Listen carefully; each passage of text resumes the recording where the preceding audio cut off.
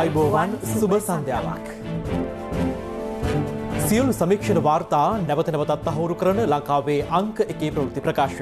පැත්තකිය තැත්ත කියන හිරු ප්‍රවෘත්ති සමගින් මම මහේෂ් සේනාරත්න. මම රෝෂිනී විජේසූරිය මුලින්ම අවධානය දවස උණුසුම් කළ සිරස්තල වෙත.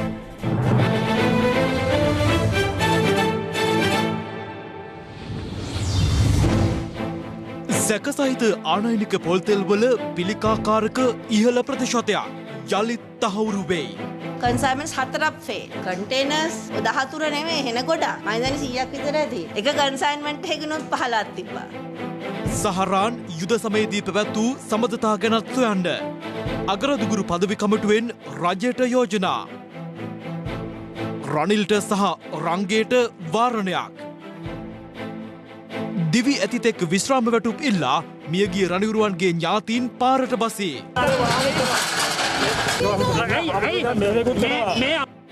සතියකට පසු එවර් ගිවන් පාවෙයි. ඩෙංගු මඩින්න ගම්පහට වදකල මදුරුවන් මුදාහරේ. දසනකාන්තී චූර්ණය සහිත ලීවර් ආයුෂ් දන්තාලේපය දත්වල ඇති ප්‍රශ්න 10ක් වළකයි. මතභේදයට තුඩුදුන් ආනයනික පිරිපහදු නොකළ පොල්තෙල් තොගවල ඇෆ්ලොටොක්සින් නැමැති ප්‍රබල පිළිකාකාරකය ඉහළ ප්‍රතිශතකින් අඩංගු බවට දෙවනවරටත් තහවුරු වී තිබෙනවා. ශ්‍රී ලංකා ප්‍රමිති ආයතනය සඳහන් කළේ සමාගම් 3ක් විසින් ඉදිරිපත් කළ අභ්‍යර්ථනා මත දෙවනවර සිදු කළ සාම්පල පරීක්ෂාවේදී මේ බව තහවුරු වූ බවයි. ඒ අනුව රේගු අධ්‍යක්ෂ ජෙනරාල්වරයා නියෝග කර ඇත්තේ අදාළ තෙල් තොග ආනයනය කළ රටවල් වෙත හරවා යැවීමටයි. දවසේ පුවත ඇෆ්ලටොක්සින් නැමති ප්‍රබල පිළිකාකාරකයේ අඩංගු බවට සෞඛ්‍ය අමාත්‍යාංශයේ ආහාර ආරක්ෂණ ඒකකය තහවුරු කළ පිරිපහදු නොකළ පොල්තෙල් තොගයක් රේගුවෙන් නිදහස් කරගෙන ඇති බවට පාර්ශ්ව කිහිපයක් පසුගියදා හෙළිදරව් කළා. කෙසේ වෙතත් රේගු දෙපාර්තමේන්තුව සඳහන් කළේ තත්ත්ව පරීක්ෂණ වාර්තා ලැබෙනතුරු එම බහලුම් නිදහස් කර තිබුණේ අදාළ සමාගම්වල ගුදම් වෙත පමණක් බවයි. එවැනි පසුබිමක එම සමාගම් සිදු කළ අභියාචනා මත පිරිසිදු නොකළ පොල්තෙල් සාම්පල දෙවැනි වරටත් පරීක්ෂා කිරීමට ශ්‍රී ලංකා ප්‍රමිති ආයතනය කටයුතු කළා. මේ කන්සයින්මන්ට්ස් 6ක් තමයි ෆේල්. ඒ කන්සයින්මන්ට්ස් 6ට ආනයනකරුවන් ඉන්නේ 3 දෙනා. එක ආනයනකරුවෙක්ගේ කන්සයින්මන්ට්ස් 4ක් ෆේල්. අනිත් එක්කෙනාගේ එක. කන්ටේනර්ස් 14 නෙමෙයි එන ගොඩක්. මම දැන් 100ක් විතර ඇති. එක කන්සයින්මන්ට් එකකිනුත් 15ක් තිබ්බා. පිළිකාකාරක සංයෝග අඩංගු වෙච්ච පොල්තෙල් විශාල ප්‍රමාණයක් රට පුරා මුදා හැර තිබෙනවායි. මේ සිංහල අලුත් අවුරුද්දට තෙලෙන් බැදගෙන කන කිසිම කෑමක් කන්න බැරි වෙන විදියට මේ ක්‍රියාව සිද්ධ වෙලා තියෙනවා කියලා විපක්ෂයේ විශාල චෝදනාවක් එල්ල කළා. පොල්තෙල් වල පිළිකාකාරක තිබෙන නිසා ඒවා නැවත එවපු රටවල් වලට යවන්න කියලා තමයි නිර්දේශ කරලා තියෙන්නේ ශ්‍රී ලංකා ප්‍රමිති ආයතනය. කිසි විටකත් වෙළඳපොළට නිකුත් කරන්න මොනම ආකාරයකවත් අවසරයක් දීලා නැහැ. මේක පමා වුණේ ආයතන වලට අයිතියක් තියෙනවා. ප්‍රති අපනයනය කරන්න කියලා නියෝගය කළාට පස්සේ අපීල් කරන්න. ඒ දෙවෙනි පරීක්ෂණේනොත් ඔප්පු වෙලා තියෙනවා විස රසායනික ද්‍රව්‍ය අඩංගුයි කියලා. ඒගොල්ලන්ට ගන්න පියවර මොනවද කියන්නේ? මේ වෙනකොට මම ලිඛිතව මෙයාට දන්වලත් ඉවරයි. වහාම මේවා ප්‍රතිඅපනයනය කරන්න කියලා. මේක විනාශ කරන්න බැහැ. අපේ පරිසරය මේක විනාශ කරන්න හොඳ නැහැ. පිළිකාකාරක අඩංගු බවට තහවුරු වීම හේතුවෙන් ආපසු හරවා යවන පිරිපහදු නොකළ පොල්තෙල් ප්‍රමාණය කිලෝග්‍රෑම් මිලියන 1.8ක්. මෙම පොල්තෙල් වෙළඳ පොළට නිකුත් වී ඇතනම් ගත හැකි ඉදිරි ක්‍රියාමාර්ග සම්බන්ධයෙන්ද මාධ්‍යවේදීන් අද පැවති ප්‍රවෘත්ති සාකච්ඡාවේදී ප්‍රශ්න කළා. දැන් ওই පොල්තෙල් ගිහිල්ලාද නැද්ද කියන එක තාම හරියටම කියාගන්න වෙනස්කම් තියෙනවා. මේ පොල්තෙල් ගිහිල්ලා තියෙනවා කියලා හරියටම ගිහිල්ලා නැහැ. මේ පොල්තෙල් ගිහිල්ලා නැහැ. ඔහුගේ ගුතම් වෙද යවන්නේ කන්ඩිෂන්ස් දාලා. ඒකෙන් මම අදහස් කරන්නේ උන්ට මේ හොරකමක් කරන්න බැරිද? එහෙම කරොත් ඔහුගේ ආනයනය නවත්වා දාන්න වෙනවා. ඔහු බ්ලැක් ලිස්ට් කරන්න වෙනවා. කෙසේ වෙතත් මේ වෙනකොටත් ඒ සමාගම් වලට අයිති බහලු මධ්‍යස්ථානවල අපේ නිලධාරීන් ගිහින් අපි විසින් එම බහලු මධ්‍යස්ථාන වෙත නිකුත් කරන ලද බහලු ප්‍රමාණය සහ පොල්තෙල් තොගේ ඒ ආකාරයෙන් තියනවාද කියලා පරීක්ෂණ පවත්වනවා. ශ්‍රී ලංකා රේගුව පමණයි දන්නේ කොතරම් ප්‍රමාණයක් ආනයනය කරාද කියලා. මොකද ඒක අපේ සිස්ටම් වල මේ වෙනකොටත් තියෙන එක කාටවත් ඉරේස් කරන්න බෑ. ඒතකොට ඒ ප්‍රමාණයම ප්‍රතිඅපනයනය වෙන්න ඕන. ඒක ආකාරයෙන් නොතිබුණොත් ඒවට නීතිමය කටයුතු කිරීමට අපි සූදානම් වෙනවා. යම් හේකින් ඒ ආනයනකරුවන් රේගුව විසින් ලබා දීපු උපදෙස් වලට පරිබාහිරව යම් කටයුත්තක් සිදු කරලා තිබුණොත් අනිවාර්යයෙන්ම ගත හැකි උපරිම නීතිමය ක්‍රියාමාර්ග ගැනීමට කටයුතු කරනවා. යම් කිසි ආකාරයකින් යම් නිකුත් වීමක් වෙලා තිබුණොත් මේ ප්‍රශ්නේ හරි. ඔබතුමාට තේරුම් ගන්න පුළුවන්. නමුත් සෞඛ්‍ය පිළිබඳ ප්‍රශ්න ශරීරයට ගිහින් ඉවරයි. ඔබතුමාගේ ප්‍රශ්න උත්තර දෙන්න පුළුවන් පාරිභෝගික අධිකාරියට තමයි. HS කෝඩ් 5000 ගානකින් රටට බඩු ගෙන්නනවා. නමුත් 1300ක් විතර තමයි රාජ්‍ය ආයතන බලන්නේ. තවත් 3500ක් විතර බාණ්ඩ දිවෙනවා කිසිදු රාජ්‍ය ආයතනයක්. ඒවා ආහාර ද්‍රව්‍ය නෙමෙයි අධීක්ෂණයකින් තොරව තමයි අපේ රටේ මේ බාණ්ඩ ඇතුල් වෙන්නේ. මේ දැනට තිබෙන අඩුපාඩුකම්. දැන් උදාහරණයක් විදිහට මේ ඉදිරියට කිසිදු ආහාර ද්‍රව්‍යයක් අවසාන පරීක්ෂණයකින් තොරව රේගුවෙන් එළියට දාන්න නැහැ කියන තීරණය අරගෙන තියෙනවා. මෙතනදී ආනයනකරුවන්ට ගොඩක් ප්‍රශ්න වෙනවා. ඔවුන්ට වැඩි මුදලක් ගෙවන්න සිදු වෙනවා. උදම් ගාස්තු හැටියට ප්‍රමාදයක් ඇතිවීමට හැකියාව තියෙනවා. ඒ කෙසේ වෙතත් මේ ප්‍රශ්නය ගොඩක් උග්‍රව විවේචනාත්මකව බලන නිසා අපිට මේ තීරණය ගන්න සිදු වෙලා තියෙනවා. පරීක්ෂා කරන ආයතන වලින් පුද්ගලිකව ඉල්ලා හිටියා පරීක්ෂා කරන කාලය ඉතාම අඩු කරන්න කියලා. ඒකෙන් වෙළෙන්දාට යම්කිසි සහනයක් ලැබෙන නිසා. කෙසේ වෙතත් පාරම්පරික පොල්තෙල් නිෂ්පාදකයන්ගේ සංගමය මේ සම්බන්ධයෙන් දැක්වූයේ මෙවන් ප්‍රතිචාරයක්. පිටිපහද නොකරපු තෙල් ආනයනය කිරීම දිගින් දිගටම සිදු වුණොත් විෂකාරක ද්‍රව්‍ය ලංකාවට එනේම නතර කරන්න බෑ. මොවුන් ඉතාමත් අඩු මිලකට ඉතාමත් පහත් මට්ටමේ තෙල් තමයි මේ ආනයනය කරන්නේ මනුස්ස පාරිභෝජනයට. කර්මාන්තකරුවන් හැටියට අපි කියා සිටින්නේ මෙට්‍රික් ටන් 1,80,000ක් වසරකට ලබා දෙන්න අපිට ශක්තිය තියෙනවා. දැන් රජය කළ යුත්තේ වහාම ක්‍රියාත්මක කරන පරිදි මේ අමුද්‍රව්‍ය ටික මේ කර්මාන්තකරුවන්ට ලබා දීලා පොල් සංවර්ධන අධිකාරියේ අධීක්ෂණය යටතේ මෙම තෙල් සහතිකකරණයත් සමග පාරිභෝගික අවශ්‍ය කරන පොල් තෙල් ටික ලබා දෙන්නත් අපිට හැකියාව තියෙනවා. ඒ ලබා දෙන්නට වගකීම අපි ගන්න. ප්‍රශ්නගත පොල් තෙල් වෙළඳපොළට නිකුත් වී ඇද යන සම්බන්ධයෙන්ද තවදුරටත් පරීක්ෂා කිරීම සිදු කරනවා. ඒ සඳහා සෑම දිස්ත්‍රික්කයක්ම ආවරණය වන පරිදි වෙළඳසැල් වලින් අහඹු පොල් තෙල් සාම්පල් ලබා ගැනීම අදත් මෙලෙස සිදු කෙරුණා.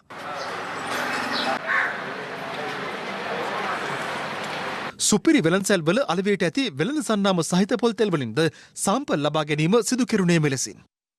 ඒදී 50ක් පොල් සංවර්ධන අධිකාරියට ITI ආයතනයට යොමු කරලා තිබෙනවා. අපි ඒකේ ප්‍රතිඵල ආවට පස්සේ නැවත රටේ ජනතාව දැනුවත් කරනවා. දැන්ට වෙළඳපොලේ තිබෙන තත්ත්වයන් වල ගුණාත්මකභාවය පිළිබඳව ප්‍රශ්නයක් තිබෙනවද නැද්ද? වෙළඳපොලේ තියෙන පොල්තෙල් ප්‍රශ්නයක් නැහැ කියලා තාම කිරීමක් කරන්න පුළුවන් ද පැහැදිලිව පරිශෝධන. නියදී 125ක් කරලා තියෙනවා. ඒවැ පොල්තෙල් වල එවැනි විස රසායනික ද්‍රව්‍යයක් අඩංගු වෙලා නැහැ. අඩංගු වෙලා තියෙන එකේ නිවැරදිව කියලා තියෙනවා. මේ ටික අඩංගු වෙලා තියෙනවා. ඒ ටික යවන්න. ඒවල ගැටලුවද මොකද මේ කාල සීමාව පොල්තෙල් වලට හරිය සංවේදී කාලයක් මේ ඊට වඩා අපිට කරන්න දෙයක් නැහැ නේ.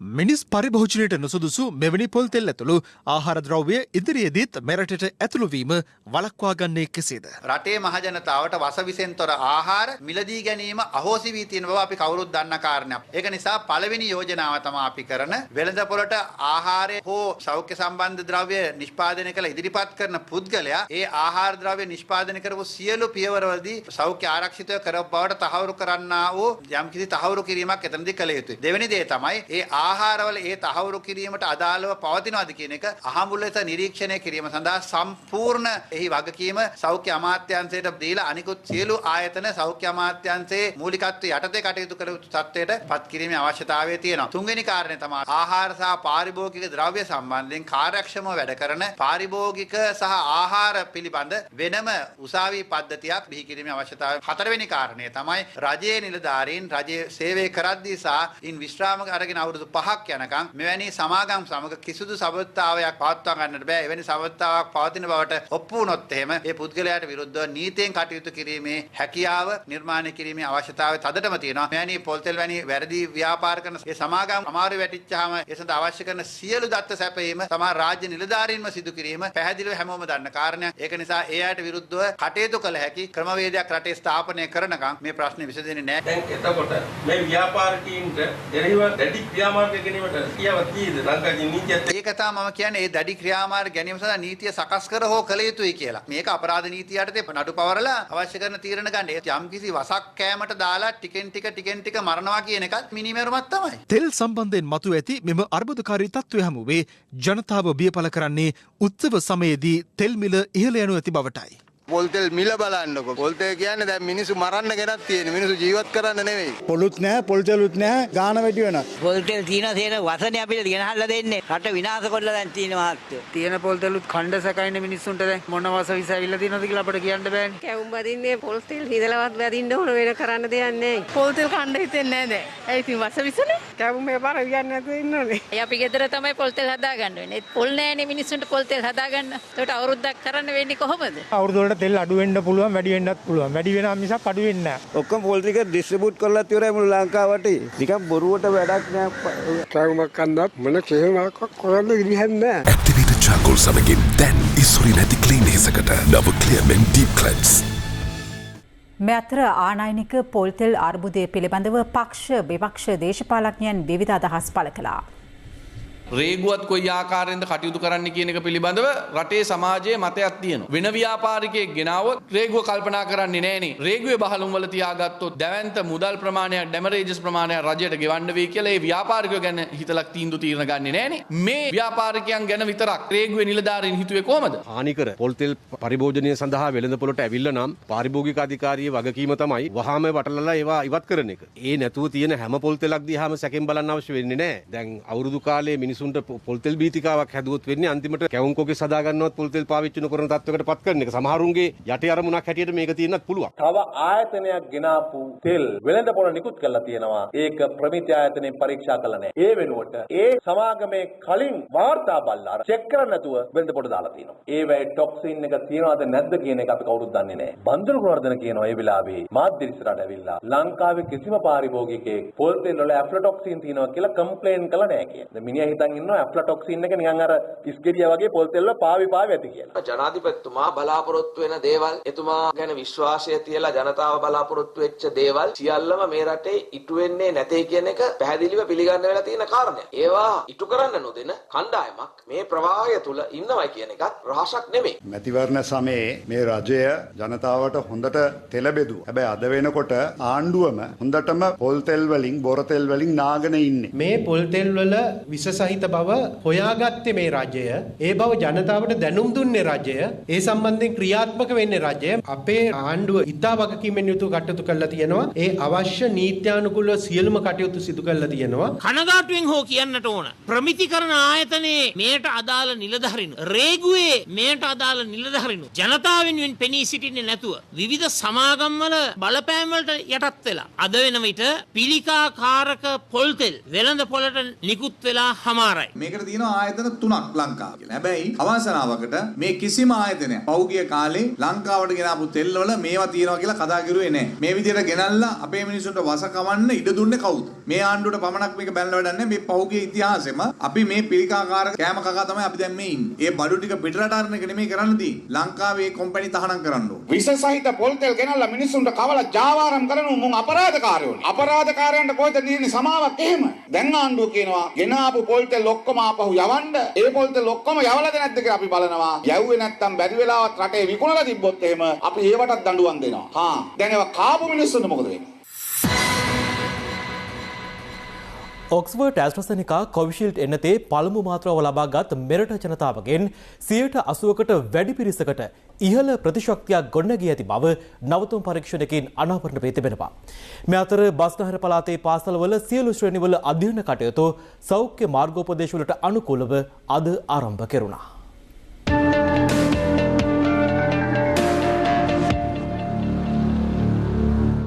බස්නාහිර පළාතේ පාසල්වල සියලු ශ්‍රේණි අද ආරම්භ කෙරුණේ පසුගිය ඔක්තෝබර් මාසයට පසුවයි.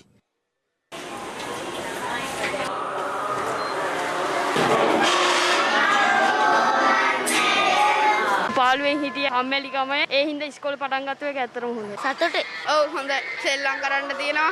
මේ අවුරුදු විභාගෙත් තියෙනවා පටන් ගත්තේ නා හොඳයි. ඔන්ලයින් නම් ඉතින් ගොඩක් අපිට අතපසු වුණා. තාම මේක වටේ තියෙනවනේ වෛරස් එක පොඩ්ඩක් බයයි ඉතින්. අය වෙන්න දෙයක් නෑ. මාස් දාගන්නේ ඉන්නේ. ළමයි ගෙවල් වලටම හිර වෙලා ඉඳලා ළමයින්ට පා වෙලා තිබුණේ. ඉස්කෝලේ පටන් ගත්ත එක ගොඩක් හොඳයි. ළමයි සෑහෙන කාලයක් තිස්සේ දැඩි පීඩනයක ඉන්න වෙලාවේදී පාසලට ඇවිල්ලා අධ්‍යාපනය ලබන එක ඔන්ලයින් අධ්‍යාපනයට වඩා ඉතා වැදගත් වෙනවා. ගොඩාක් හොඳ තීරණයක්. අභියෝග මැදින් අපි ජීවිතේ ඉස්සරහට යන්න ඕනේ. නැත්නම් අපේ දරුවනුත් පල්ලෙහාට වැටෙනවා. අද පෙරවරුවේ අපි දැක්කේ පාසලට දරුවන් පැමිණීමේදී විශේෂයෙන් ප්‍රවාහනය සම්බන්ධව බරපතල ගැටලු තිබුණා. පාසල් බස් රථ සහ පොදු ප්‍රවාහන සේවා දරුවන් භාවිත කරන ආකාරය පිළිබඳ පාසල් බස් රථ ආශ්‍රිත සියලුම දෙනාගෙන් ඉල්ලා සිටින්නේ අපි ඉන්නේ COVID-19 අවදානමක. ඒ නිසා මේ කුඩා දරුවන් ප්‍රවාහනය කිරීමේදී නිරෝධායන නීති සහ සෞඛ්‍ය උපදෙස් දැඩිව පිළිපදින්න කියලා විශේෂ ඉල්ලීමක් කරනවා මේ මොහොතේ. බස්නාහිර පළාතේ සියලු පෙර පාසල්ද අද ආරම්භුණා. COVID-19 ව්‍යාප්තිය සැලකිල්ලට ගනිමින් යාපනයේ අධ්‍යාපන කලාපයේ සියලු පාසල් අද සිට සතියක් වසා දැමීමට බලධාරීන් පියවර ගත්තා. යාපනයේ දිස්ත්‍රික්කය තුළින් මේ වන විට COVID-19 ආසාදිතයන් 300කට අධික පිරිසක් වාර්තා වී ඇති බව යාපනයේ දිස්ත්‍රික් ලේකම් කේ මහේෂන් මහතා පවසනවා. යාපනය තිරුනෙල්වේලි ප්‍රදේශයේ කොටසකට සංචරණ සීමා පනවා තිබෙනවා. යාපනයේ දිස්ත්‍රික්කයේ සිට වෙනත් දිස්ත්‍රික්ක වෙත ගමන් කරන මගේ ජනතාවට කොවිඩ් පරීක්ෂණ සිදු කිරීමටද සෞඛ්‍ය අංශ පියවර ගෙන තිබෙනවා. තවත් කොවිඩ් මරණ දෙකක් වාර්තා වීමත් සමග සමස්ත COVID-19 මරණ සංඛ්‍යාව 561ක් දක්වා ඉහළ ගියා. මෙලෙස මිය ගොස් ඇත්තේ කොළඹ 15 ප්‍රදේශයේ පදිංචි 60 හැවිරිදි පුද්ගලයෙකු සහ මාවනල්ල ප්‍රදේශයේ පදිංචි 35 හැවිරිදි පුද්ගලයෙක්. ඔක්ස්ෆර්ඩ් ඇස්ට්‍රොසෙනිකා කොවිෂීල්ඩ් එන්නතේ පළමු මාත්‍රාව ලබාගත් මෙරට පුරවැසියන් තුළ 80%කට අධික ප්‍රතිශක්තියක් ගොඩනැගී ඇති බව ශ්‍රී ජයවර්ධනපුර විශ්වවිද්‍යාලයේ ආසාත්මික ප්‍රතිශක්තවේද සහ සෛල ජෛව විද්‍යා අධ්‍යනාංශය සිදු කළ නවතම පරීක්ෂණයකින් හඳුනාගෙන තිබෙනවා. ප්‍රතිශක්තිය ලබා දෙන්න ප්‍රධාන කරුණු දෙකක් බලපාන. එකක් තමයි ප්‍රතිදේහ ගුණය, අනිත් එක තමයි T cell කියන සෛල මගින් ලබා දෙන ප්‍රතිශක්තිය. අපි දෙකම පරීක්ෂා කරා. අපේ ජනතාවගේ එක ඩෝස් එකක් අවසානයේ 93කට වැඩිය මම හිතන්නේ ප්‍රතිදේහ හැදීමක් අපි දැක්කා. ඉතින් මේක ඉතා හොඳ දෙයක්. කෙසේ වෙතත් එම අධ්‍යනාංශයේ ප්‍රධානී ආචාර්ය වෛද්‍ය චන්දිම ජීවන්දර මහතා පැවසුවේ ශරීරය තුළ පූර්ණ ප්‍රතිශක්තියක් ගොඩනැගීමට නම් කොවිෂීල්ඩ් එන්නතේ දෙවන මාත්‍රාව සම්පූර්ණ විය යුතු බවයි.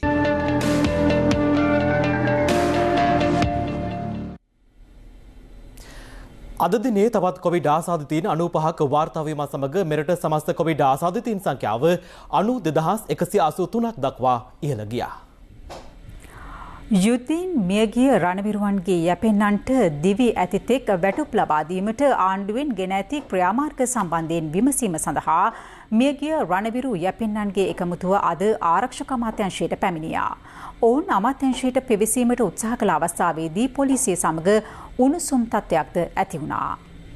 ත්‍රිවිධ හමුදා පොලිසියේ මියගිය රණවිරුවන්ගේ යැපෙන්නන්ගේ එකමුතුව කොළඹ කොටුවේ සිට ආරක්ෂක අමාත්‍යාංශය වෙත අද පාගමනින් පැමිණියේ තමන්ට හිමිවන වැටුප දිවි ඇතිතෙක් ලබා ගැනීමේ ඉල්ලීම වෙනුවෙන්. කෙසේ වෙතත් විරෝධතාකරුවන් ආරක්ෂක අමාත්‍යාංශයට ඇතුළු වීමට යාමේදී පොලිසිය සමග උණුසුම් තත්ත්වයක් ඇති වුණා.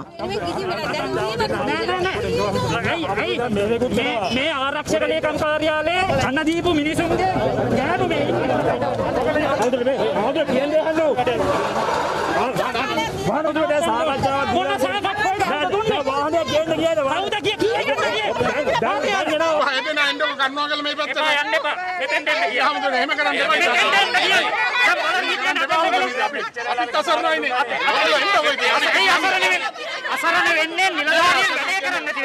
ඔක්කොම මේ ප්‍රශ්නේ ගන්න දන්නවා. අපි ඇවිල්ලා එක පොයෙන් මේ රට හදලා දෙනවා කිව්වා. කී පාරක් ආවද දැන් මෙතෙන්ට? ආරක්ෂක ලේකම්තුමා කිව්වලු ඇවිල්ලා කිඹුල්ලු වගේ අවුවත් බලද බලයන්න කියලා කිව්වා. අනතුරුව විරෝධතාකරුවන්ගෙන් 6 දිනකට ආරක්ෂක අමාත්‍යාංශයෙන් සාකච්ඡාවක් හිමි වූ අතර පිටතට පැමිණි විරෝධතාකරුවන් සඳහන් කළේ ඉන් විසඳුමක් හිමි නොවූ බවයි.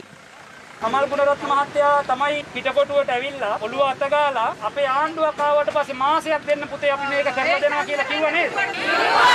මොනවා හරි රජයෙන් තීරණයක් අරගෙන තියෙනවා නම් මේ සම්බන්ධව නිල වශයෙන් මේක අපිට දැනුම් දුන්නා නම් හරිනේ. දැන් අපි යනකොට අපෙන් අහනවලු හාමුදුරුවෝ එකතු කරගෙන ඉන්නේ මේකටයි. හාමුදුරුවෝ එකතු කරගෙන ආවට පස්සේ ඔයගොල්ලන්ගේ වැටුප ගන්න අමාරුයි ප්‍රශ්න ඇති වෙනවනේ.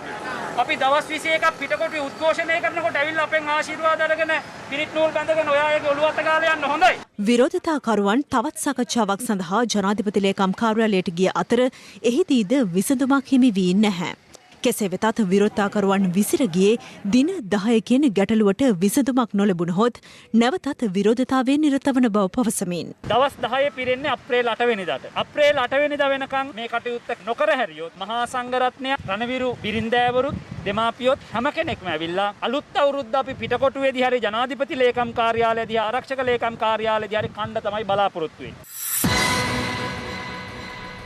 ශ්‍රී ලංකා නිදහස් පක්ෂයට නැවත ඉල්ලුමක් ඇති වී තිබෙන බව පක්ෂ සභාපති හිටපු ජනාධිපති මෛත්‍රීපාල සිරිසේන මහතා මැද කොළඹ ආසන බල මණ්ඩලයට අනුබද්ධ සංවිධාන පිහිටුවීම වෙනුවෙන් පක්ෂ මුලස්ථානයේ පැවති වැඩසටහනකට එක්වමින් සඳහන් කළා.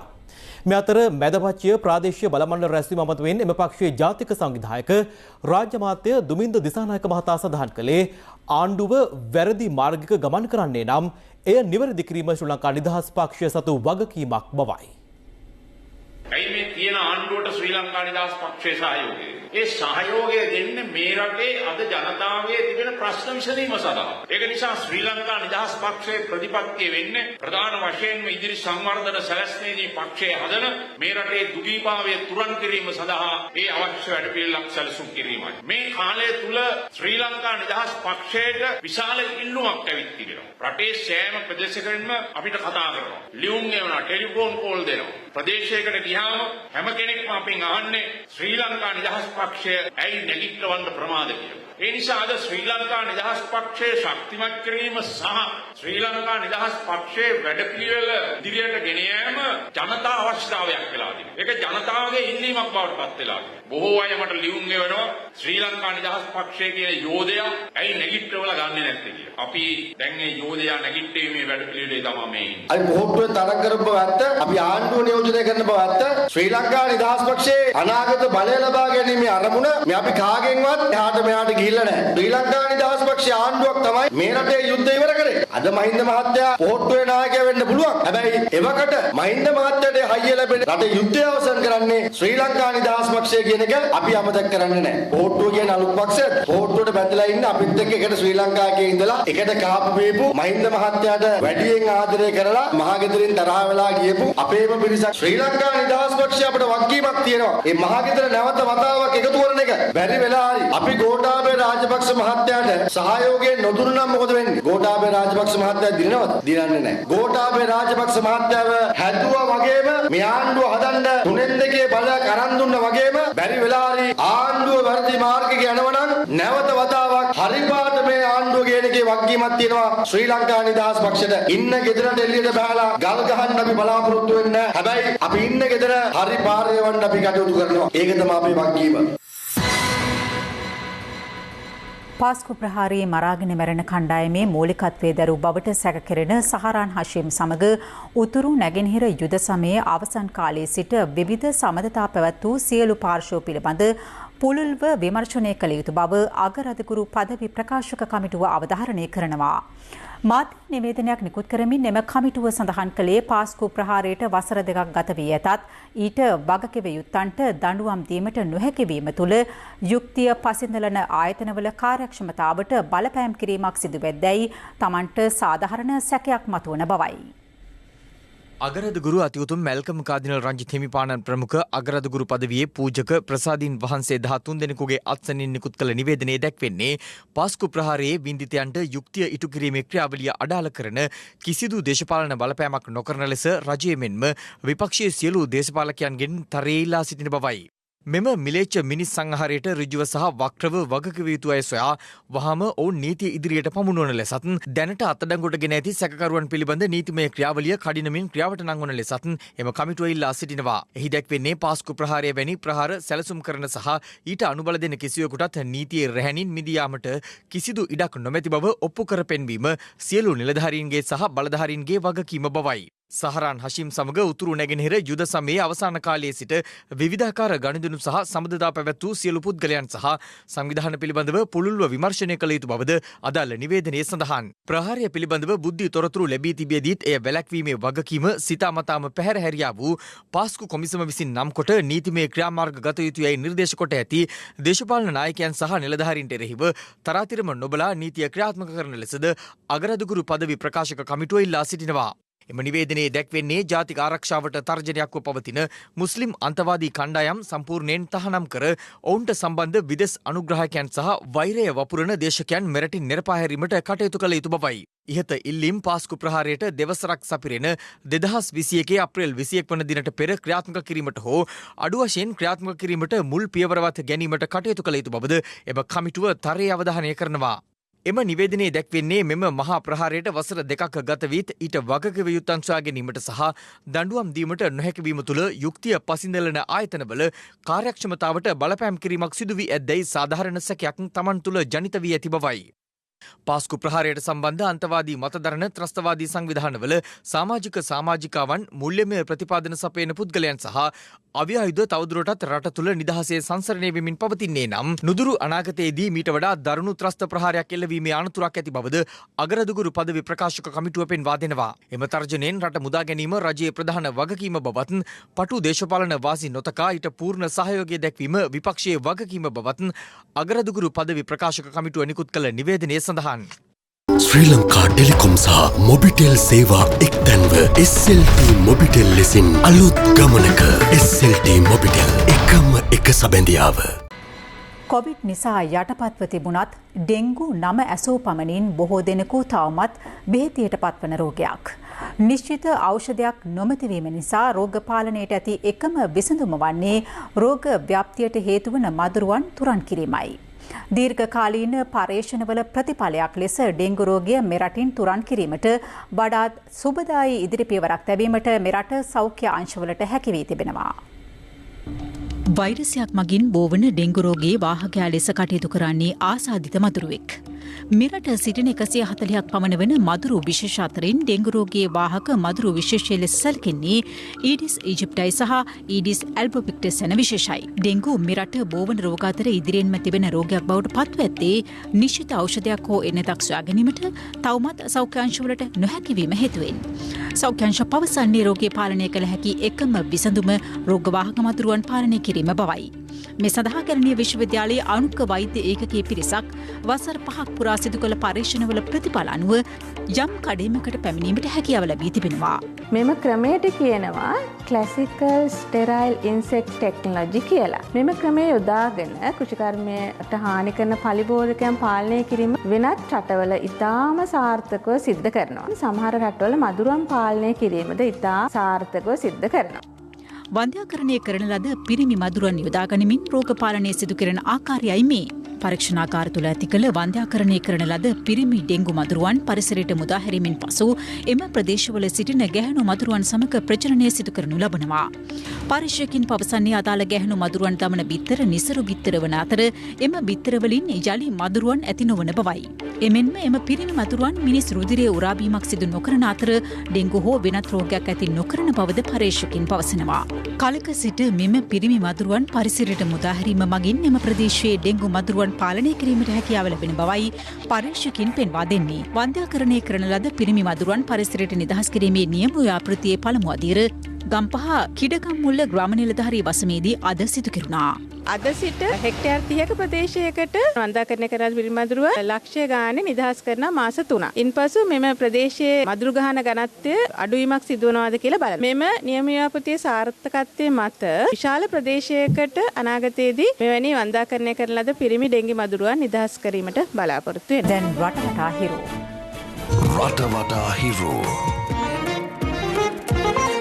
එක්සත් ජාතික පක්ෂ නායක රනිල් වික්‍රමසිංහ එහි මහලේකම් පාලිත රංගේ බණ්ඩාර යන මහතුරුන් ඇතුළු 5 දෙනෙකුට කොළඹ ප්‍රධාන දිසා විනිසුරු අරුණ අලුත්ගේ මහතා විසින් වාරණ නියෝගයක් නිකුත් කරනු ලැබුවා.